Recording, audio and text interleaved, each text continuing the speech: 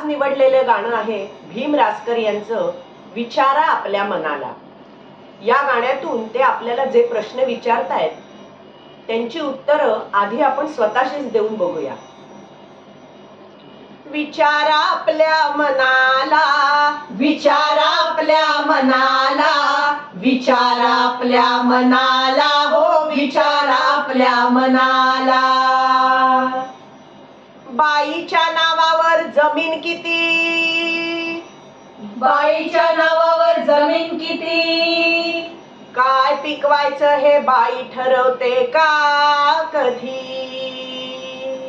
काय पिकवायचं हे बाई ठरवते का कधी। विचारा आपल्या मनाला, विचारा आपल्या मनाला, विचारा आपल्या मनाला, हो विचारा आपल्या मनाला। घराच्या कागदावर बाईचं नाव किती, घराच्या कागदावर बाईचं नाव किती, बापाच्या नावासारखं आईचं नाव लावता का कधी, बापाच्या नावासारखं आईचं नाव लावता का कधी। विचारा आपल्या मनाला, विचारा आपल्या मनाला, विचारा आपल्या मनाला, हो विचारा आपल्या मनाला। दागिन्याच्या पावतीवर बाईचा अधिकार किती, दागिने भांडी बायकांसाठीच घेतले जातात असं म्हणतात नाही का, पण त्याच्या पावत्या बनतात त्या बाईच्या नावाच्या असतात। अहो भांड्यांवर बाईचं नाव घालून घेतलं जातं। दागिन्यांच्या पावतीवर बाईचा अधिकार किती, आणि गावाच्या संपत्तीत बाईचा वाटा किती, गावाच्या संपत्तीत बाईचा वाटा किती। विचारा आपल्या मनाला, विचारा आपल्या मनाला, विचारा आपल्या मनाला, हो विचारा आपल्या मनाला। गावाच्या कारभारात स्त्रियांची संख्या किती,